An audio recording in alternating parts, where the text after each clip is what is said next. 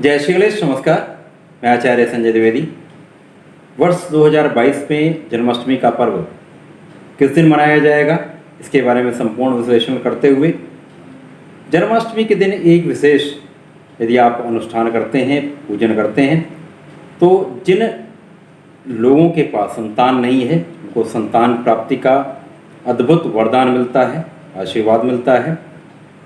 जन्माष्टमी के दिन ये अद्भुत विशेष पूजन अवश्य करें, जिससे कि जीवन में सुख सुविधाओं का लाभ मिले अथवा संतान की प्राप्ति हो, जीवन में प्रगति होती है।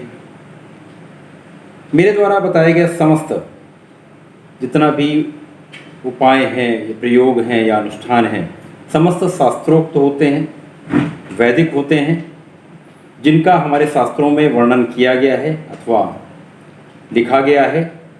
तो इन्हीं कारणों से ये विशेष भी होते हैं तथा प्रमाणित भी होते हैं, और ये इनका प्रयोग बहुत सारे लोगों ने किया हुआ होता है, इसलिए प्रमाणित होते हैं।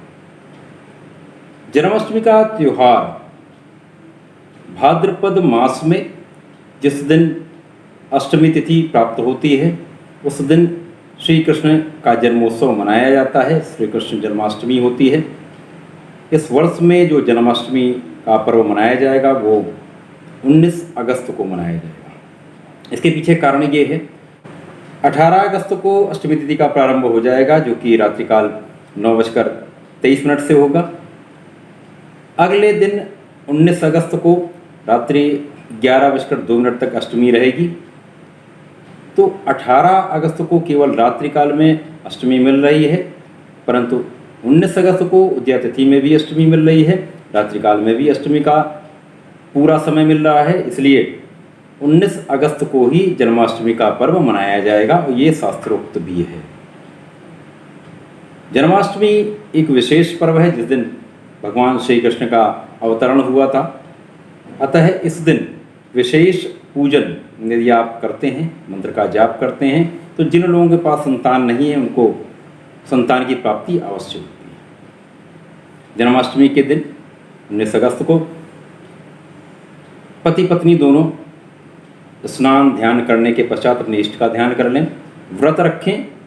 व्रत रखने के पश्चात जो भी आप पूजन करते हैं पूजन करें। इसके पश्चात आपको इस दिन श्री गणपति महाराज को विशेष भोग लगाते हुए आप लड्डू का भोग लगा सकते हैं, या हलवे का भोग लगा सकते हैं, या मखाने की खीर का भोग लगा सकते हैं, पीले पुष्प अर्पित कर सकते हैं, दूर्वा अर्पित कर सकते हैं।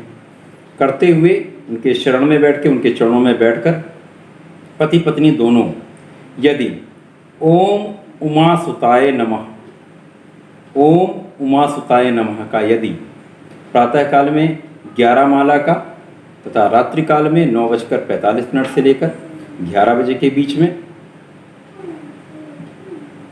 3, 5, 7, 11 यदि माला कर लेते हैं, तो ये निश्चित जान लीजिए कि जीवन में आपको संतान की प्राप्ति अवश्य होती है। श्री गणपति महाराज की कृपा प्राप्त होती है, विष्णुदेव की कृपा प्राप्ति होती है, माता लक्ष्मी की कृपा प्राप्ति होती है तथा महादेव की कृपा प्राप्ति होती है।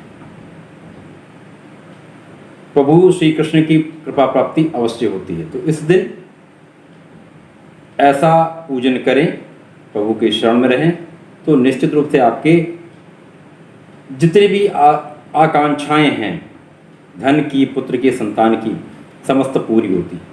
तो जन्माष्टमी के पर्व को आप आदर्श बनाते हुए आप अपने जीवन में प्रसन्नता ला सकते हैं। तो ऐसा करें और इसका लाभ लें।